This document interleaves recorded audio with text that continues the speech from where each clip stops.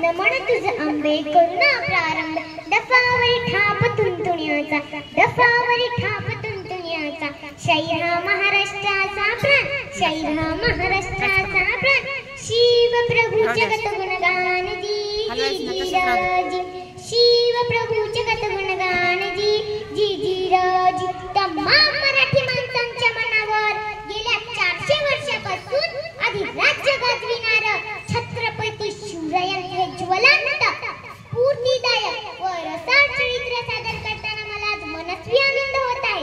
शिवरायांचे अद्भुत आणि अलौकिक चरित्र किती वेळा अवलोकन केलं तरी मराठी माणसाचं मन कधी भरत नाही. तरुणाईला वेळ लावणारं समस्त राजकारणात आत्मपरीक्षण करण्यास भाग पाडणारं निराश अस्वस्थ समाज पुरुषाला ऊर्जा देणारं महाराजांचं हे चरित्र महाराष्ट्रातील छोट्या गावापासून ते व्हिएतनाम सारख्या लढाई देशातील नागरिकांपर्यंत सर्वांनाच प्रेरणा देत होते.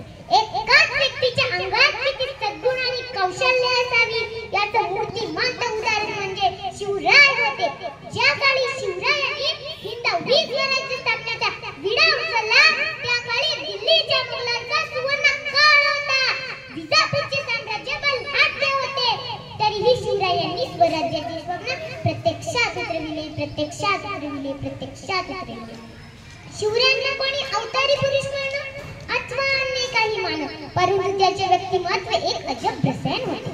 त्यात चाणक्याची कूटनीती होती, चंद्रगुप्ताचा निडरपणा होता, पोरस्तचा स्वाभिमान होता, सम्राट कृष्णदेवरायांचा पराक्रम होता, श्रावण बाळाची मातृपितृ भक्ती होती, दानशूर गरजांचा उदारपण त्यावर देवगिरीच्या यादवांचा हिंदू धर्माचा अभिमान ठासून भरला होता. निर्जीव व्रत पार झालेल्या मराठा समाजामध्ये प्राण फुंकून तिन्ही समुद्री तटांना जोडण्याची क्षमता शिवाजी महाराजांमध्ये होती. म्हणूनच आजही व उद्याच्याही भावी राजकारणामध्ये शिवरायांचे आदर्श अबाधित राहणार आहेत. आजचं राजकारण समाजकारण पुढे नेण्याचा विचार मराठी मनाला स्वस्थ करणारा ठरावा. इतका छत्रपतींचा प्रभाव इथल्या सामाजिक राजकीय